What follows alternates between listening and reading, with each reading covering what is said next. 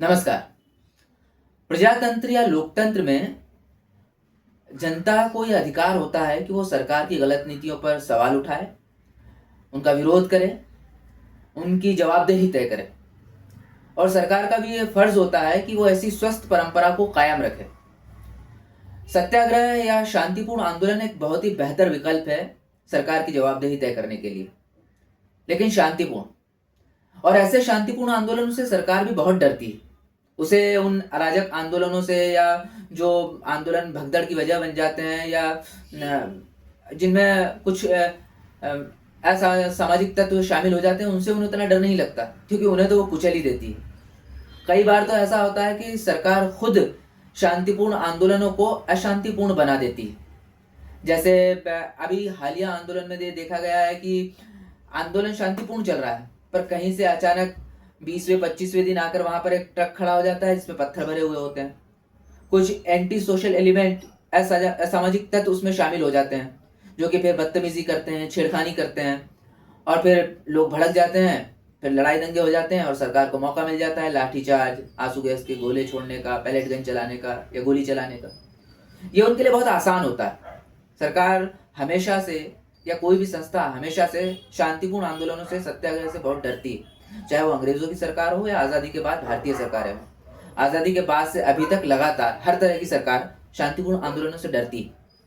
इसी पर एक व्यंग है, मुर्दे का मूल्य, हरिशंकर परसाई का है।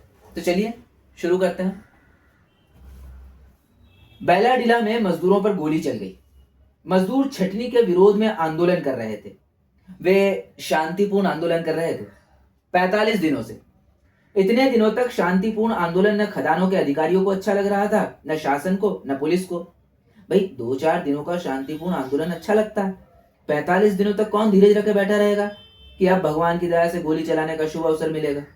आखिर ऊब कर अधिकारियों ने एक दिन शांतिपूर्ण को अशांतिपूर्ण बना दिया। बेचारे कब तक बंदूक लिए इंतजार करते रहते।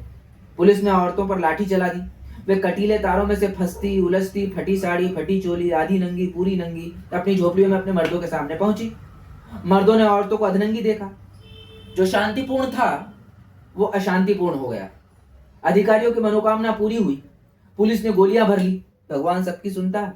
भगवान के राज में देर है, अंधेर नहीं। मध्य प्रदेश के मुख्यमंत्री ने ऐसी शांति और प्रसन्नता से बयान दिया जैसे शतचंडी यज्ञ की सफलता बता रहे हो। कुल 9 आदमी पुलिस की गोली से मारे गए, ऐसा वे कहते हैं। एक ने कहा 9 नहीं 100 मारे गए हैं। मुख्यमंत्री ने देखा, हाँ ये कांग्रेस ही है। दूसरे ने कहा ये तार मेरे पास है, 500 मजदूर मारे गए। मुख्यमंत्री ने देखा, मोतीलाल वोरा है, इंदिरा कांग्रेस वाला। तीसरे ने कहा बहुत ज्यादा मौतें हुई हैं, तथ्यों को छिपाए जा रहे हैं। मुख्यमंत्री ने देखा, हाँ ये तो जनता पार्टी का है, पर कमबख्त समाजवादी, रघु ठाकुर का भड़काया हुआ। मुख्यमंत्री ने अपने जनसंघी साथियों की तरफ देखा। लगा वे आंखों से कह रहे थे, अरे सकलेचा, तेरी अकल का काली टोपी में ही रखी रह गई है। 9 भी क्यों कहा, कह देता कि एक भी नहीं मरा।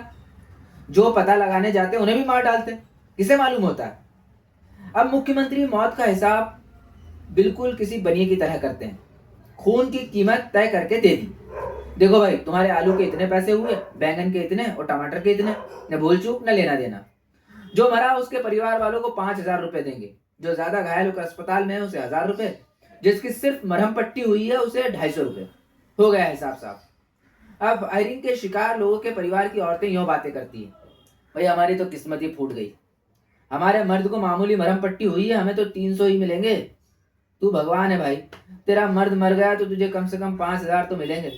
हमारा मर्द तो शुरू से ही निखट्टू है। इस चमेली का घर वाला तो फिर भी ठीक है, अस्पताल में पड़ा है, 1,000 रुपए तो मिलेंगे। हमारे मर्द से तो इतना भी न बना। सरकार ने मरने वालों के परिवारों का मनोबल कितना ऊंचा उठा दिया। लोग रोटी के बदले गोली खाने को तैयार है। सरकार के लिए रोटी भी गोली सस्ती पड़ती है। वो रोटी की जगह गोली सप्लाई कर देती है। सकलेचा कहते हैं, मजदूरों को भड़काने के लिए बंगाल से लोग आए थे, यानी ज्योति बसु ने भेजा होगा। सब कम्युनिस्टों की बदमाशी। भूखे आदमी को यही कम्युनिस्ट तो बताते हैं कि वो भूखा है, वरना हमारा सीधा साधा मजदूर क्या जाने कि वो भूखा है। कर्पूरी ठाकुर कहते हैं 4 हरिजन मारे गए, ठीक है, पर सरकार ने तो उन्हें नहीं मारा, जमींदारों ने मारा। हम उनका पेमेंट क्यों करें? खैर, हम तो उदार हैं। हम मरे हुए के लिए 2,000 दे देते हैं। रेट काफी घटा दिया है सरकार ने। सरकार चीजों की कीमत तय करने के लिए कटिबद्ध है। हमने आदमी की कीमत काफी घटा दी है। जनता सरकार की यह सबसे बड़ी सफलता है। प्याज की कीमत चाहे बढ़ जाए, पर हम आदमी की कीमत हरगिज नहीं बढ़ने देंगे। चन्ना रेड्डी कहते हैं, हैदराबाद में जो हुआ वो नक्सलवादियों ने कराया। राम नरेश यादव कह देते हैं, इंदिरा कांग्रेसियों ने कराया। 3 पर्दे हैं, इंदिरा कांग्रेस, कम्युनिस्ट और नक्सलवादी। मुख्यमंत्री की अक्षमता, अपराध, निकम्मेपन से सब उसका चेहरा विकृत होकर भेड़िए जैसा हो जाता है। तब वो इंदिरा कांग्रेस, कम्युनिस्ट या नक्सलवादी के पर्दे से अपने घिनौने चेहरे को छिपा लेता है। इन मुख्यमंत्रियों से आप काम नहीं मांग सकते, रोटी नहीं मांग सकते, तनख्वाह नहीं मांग सकते, न्याय नहीं मांग सकते।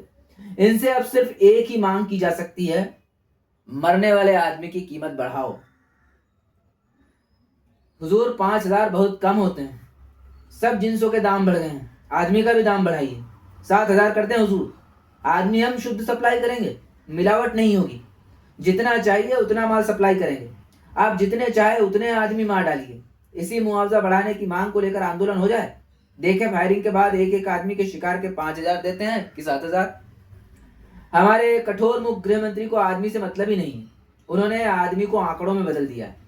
हम कहते हैं गोली चालन में आदमी मरे, गृह मंत्री के लिए आंकड़े मरते हैं। हम समझते हैं हरिजन जलाए जाते हैं, गृह मंत्री मानते हैं कि हरिजन नहीं, आंकड़े जलाए गए हैं। गृह मंत्री हर बार आंकड़े निकाल कर बता देते हैं, देखो इस परम मोदमयी रसभीनी वसंत ऋतु में इंदिरा सरकार के राज में 177 आदमी मारे गए थे, जबकि इसी वसंत ऋतु में हमारे राज में कुल 140 आदमी मारे गए। यानी इंदिरा गांधी का सीजन अच्छा रहा, हमारा कुछ कम पड़ गया। मैं कहता हूं कि गृह मंत्री अपने विभाग की मांगों के साथ संसद से यह भी मंजूरी ले लें कि 37 आदमी गोली से और मारे जाएं। फिर राज्य सरकारों को सर्कुलर भेज दें कि जल्दी आंकड़े पूरे करो। हरिजनों को जलाने के मामले में भी अगर इंदिरा गांधी के सीजन से चरण सिंह का सीजन घटिया जा रहा हो, तो ऊंची जाति वालों और भूपतियों से कह दें कि आंकड़े पूरे कर दो।